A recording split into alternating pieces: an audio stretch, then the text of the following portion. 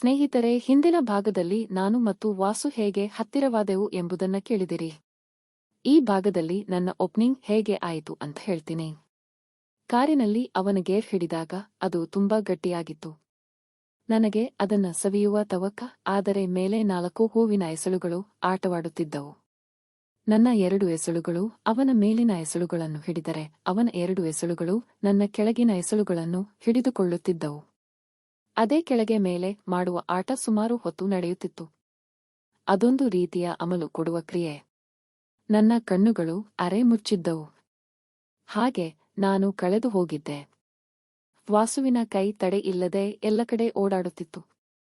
ಒಮ್ಮೆ ಮೇಲೆ ಮತ್ತು ಒಮ್ಮೆ ಕೆಳಗೆ. ಒಂದು ತರಬೆಚ್ಚನೆ ಅನುಭವ ಕೊಡುತ್ತಿತ್ತು. ಅವನ ಪುಟ್ಟ ಹಾವು ನನ್ನ ಎಸಳುಗಳ ಮಧ್ಯೆ ತೂರಿಕೊಂಡು ಬಂದವು.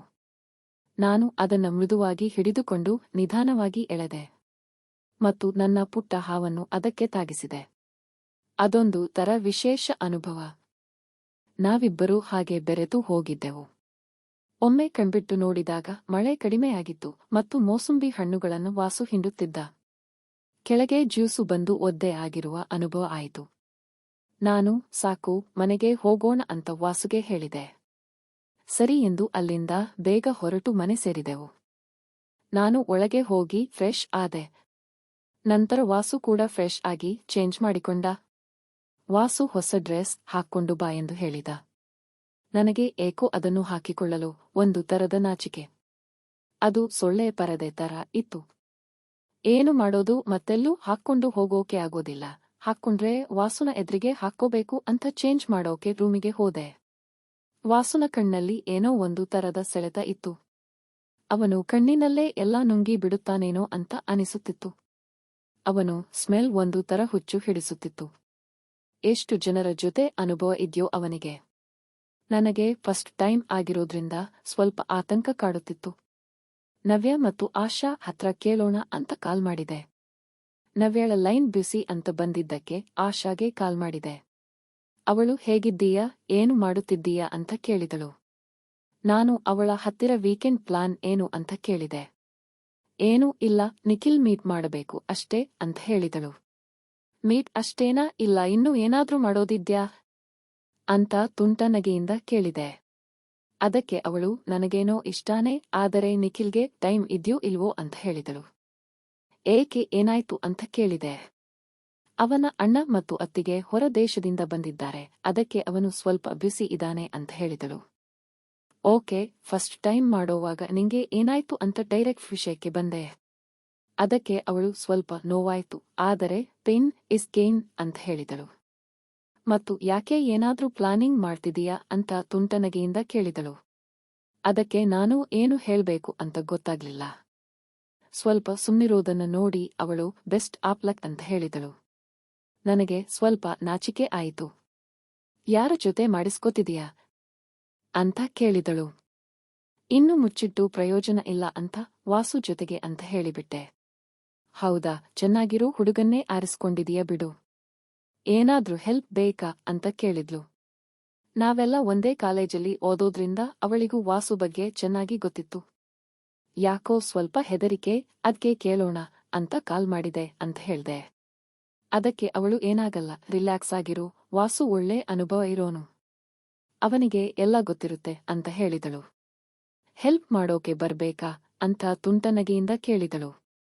ಅಯ್ಯೋ ಬೇಡ, ನಾನು ನೋಡ್ಕೋತೀನಿ ಅಂತ ಹೇಳಿದೆ. ಇಲ್ಲ ಕಣೆ, ಬಂದು ನಿಮ್ಮ ವಿಡಿಯೋ ಮಾಡಿ ಕೊಡ್ತೀನಿ. ಮುಂದೆ ಮೊದಲ ಅನುಭವ ಹೇಗಿತ್ತು ಅಂತ ಯಾವಾಗ್ಲೂ ನೋಡ್ತಾ ಇರಬಹುದು ಅಂತ ಹೇಳಿದಳು. ಅದಕ್ಕೆ ನಾನು ಅದೆಲ್ಲ ಬೇಡಮ್ಮ, ನಾವೇ ಮಾಡ್ಕೋತೀವಿ ಅಂತ ಹೇಳಿ ಕಾಲ್ ಕಟ್ ಮಾಡಿದೆ. ಮತ್ತೆ ಮೆಸೇಜ್ ಕೂಡ ಕಳಿಸಿದ್ಲು. ನೋಡಮ್ಮ, ಮತ್ತೆ ಈ ಕ್ಷಣ ವಾಪಸ್ ಬರಲ್ಲ, ಬೇಕಾದ್ರೆ ವಿಡಿಯೋ ಮಾಡಿಸ್ಕೊ ಅಂತ. ನಾನು ಒಂದ್ಸಲ ಯೋಚನೆ ಮಾಡಿದೆ.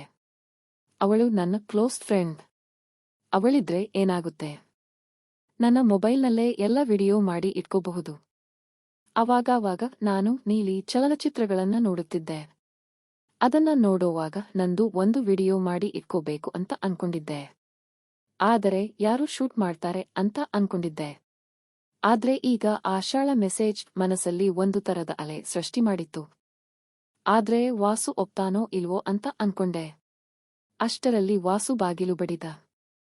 ನಾನು ಅಪ್ಪ ಮತ್ತು ಅಮ್ಮನ ಹತ್ತಿರ ಫೋನಲ್ಲಿ ಮಾತಾಡ್ತಿದ್ದೀನಿ ಅಂತ ಹೇಳಿದೆ.